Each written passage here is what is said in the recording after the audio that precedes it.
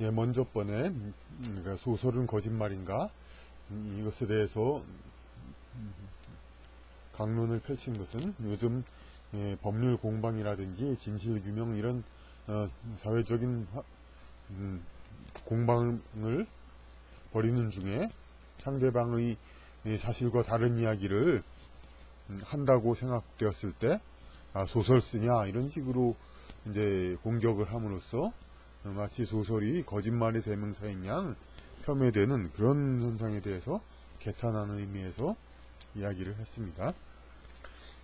그러면 이제 왜 그런 소설이 과연 거짓말인가 그렇지 않다 이것을 맨 먼저 내세웠냐면은 앞으로 문학을 관한 이제 시리즈를 내보내면서 이런 이제 세계 명작 모두가 인정하지 않을 수 없는 아무리 소설이 위상이 지금 낮아졌다 해도 그것을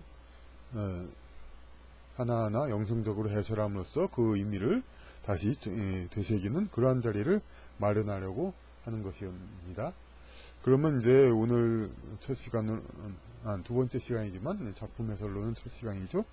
이제 뭐 세계 명작의 뭐 대표적이라고도 볼 수 있죠. 도스토옙스키의 죄와 벌 이거에 대해서 한번 보겠습니다. 주인공 가난한 대학생 라스콜리니코프는 여느 가난한 사람처럼 자기의 물건 이제 시계를 전당포에 맡겨가지고 돈을 탔습니다. 그런데 그 전당포 노파가 경영하는데 이자를 아주 많이 받습니다.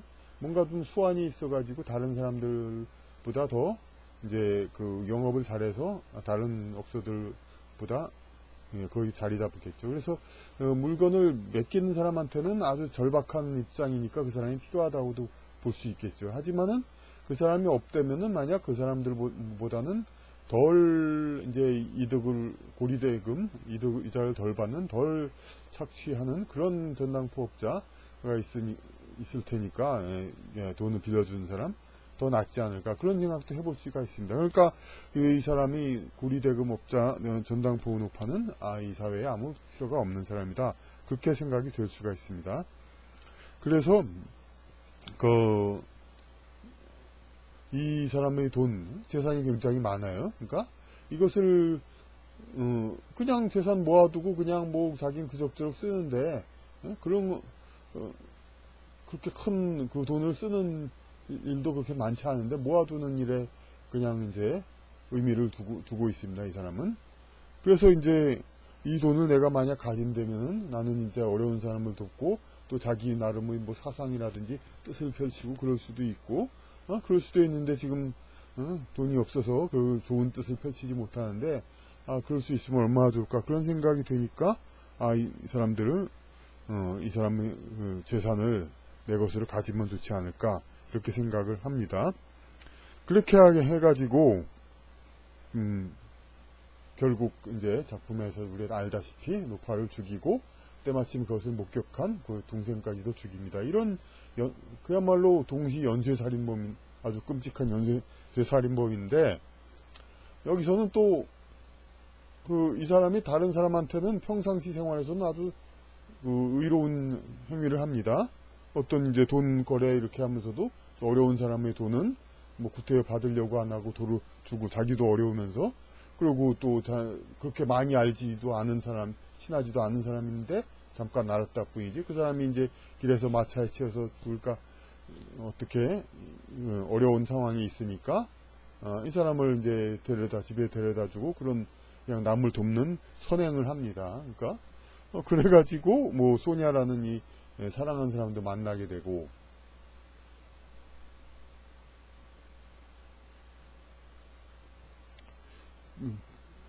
그렇게 돼서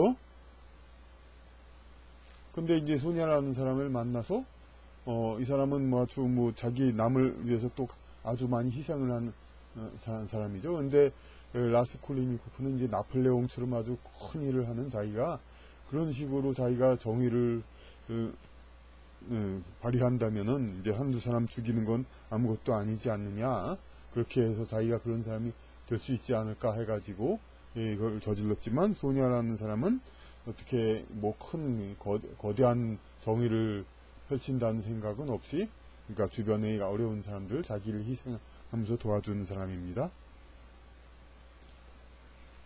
그렇게 해서 뭐 소냐가 어떻게 사랑을 마음으로 이제 그 회개하는 걸 권해가지고 길에서 바닥에 땅바닥에 키스를 하는 그 속죄의 행위를 하고 자기가 살인범이다 자수를 하라 그렇게 해가지고 뭐 8년 유형 생활 그걸 받아가지고 그 중에 소냐는 계속 그 면회를 오고 그래가지고 갱생을 해서 사랑을 찾아서 그 희망에 찾는다는데 사실 2명 사람이나 죽인 사람을 이렇게 사랑을 어떻게 뭐 얻게 돼가지고 갱생을 하고 참 우리 지금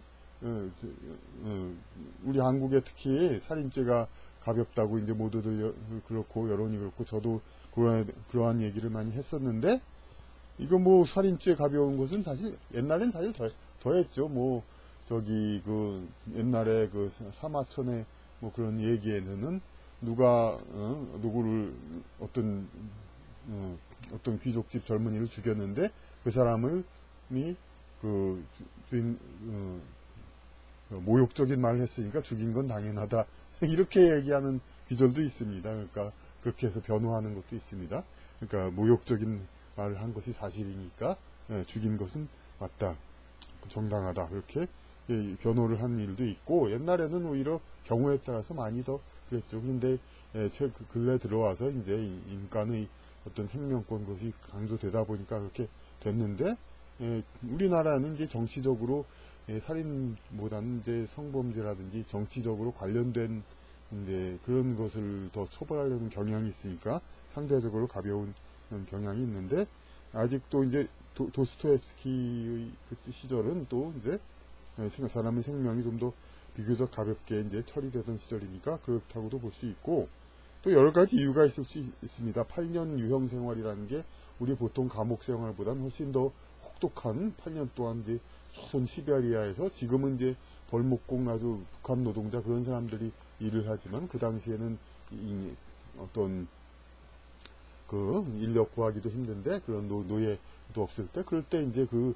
혹독한 데서 제대로 대우를 못 받으면서 강제 노동을 해야 되겠고 그 중에 죽어도 뭐 별 할 말 없었고 그런 형벌이니까 이제 8년 정도에서 무사히 살아나면은 뭐 된다 뭐 그런 형벌일 수도 있습니다. 그리고 뭐 피해자가 뭐 노파 그야말로 뭐 살 만큼 산 사람이고 게다가 사회적 약자인 여자이니까 이렇게 더 가볍게 보았을 수도 있고 여러 가지 얘기는 됩니다.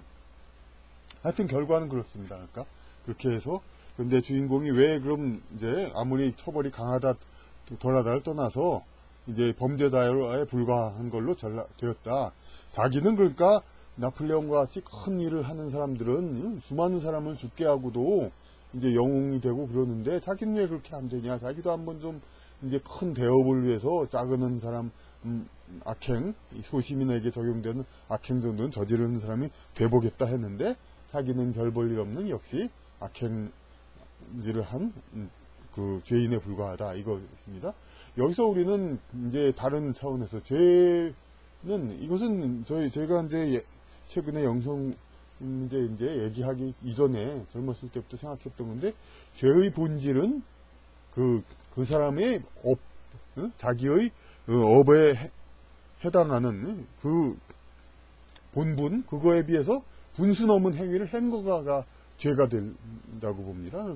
그러니까 학생의 입장에서 우리나라의 어떤 나라의 그 향방에 대해서 영향을 줄 만한 행위를 이제 뭐 미문화원 같은 데 가서 방화를 한다든가 여러 가지 행동 점거를 한다든가 해서 어떤 자기가 아무 권한도 없는데 그런 행위를 했을 때 이건 분수 넘는 그것이 옳다 그러다를 떠나서 그러니까 그 체제에서 벌을 받게 되는 것이죠. 그런 의미가 또 있고 이것은 뭐 어디까지나 우리 인간의 체제 내이지만은 더 크게 보면 하늘로부터 어떤 업을 받았을 때 그 자기가 행할 업은 이만한 범위 내에서인데 실제로는 이만한 큰 업을 하는 사람처럼 행위를 했을 때 이 사람은 죄가 되는 거죠. 그러니까 주인공 라스콜리니코프는 일개 소시민에 불과한데 자기가 무슨 대업을 하는 나폴레옹 같은 사람처럼 뭐 한 몇 사람 죽는 건 아무것도 아니다. 나는 큰 일을 한다. 이런 행위를 했으니까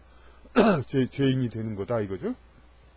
그러니까 사실 나폴레옹은 죄인이 아니로 취급받지 않죠. 근데 이것을 갖다가 우리는 단지 이제 큰 대업을 한 사람들은 이렇게 용서받는구나, 참 잘못됐다 이런 생각을 하는 게 아니라 우리는 우리 근대 현대사의 대통령들에서 다시 또 봅니다. 그런 것을 근래 대통령들 쫙 봅니다. 박정희, 전두환, 노태우 전부 군사 정권이죠. 이 사람들에 대해서 우리는 특히 이제 그 반대 진영에 있는 사람들은 이 사람들로 인해서 많은 사람이 죽었다. 이걸 계속 그 죄로서 이제 그리고 단죄하고도 하죠. 사실 그런 구실을 걸만한 그런 이제 그런 사건, 비극적인 사건들이 있었으니까 이 사람들이 재직 시에. 그럼 김영삼 대통령 와서는 그러면 뭐 물론 아주 그 진영이 다른 사람은 비판의 대상입니다만 그래도 이제 일반 중간도적으로는 민주화된 대통령이라고 보는데 김영삼 대통령이 와서는 그런 군사정부에서 벗어났는데 그렇다고 해서 그럼 김영삼 대통령이 재직하면서 사람이 안 죽었냐? 그렇지 않습니다. 성수대교, 마포 가스 폭발 사건, 대구 지하철 폭발 사건,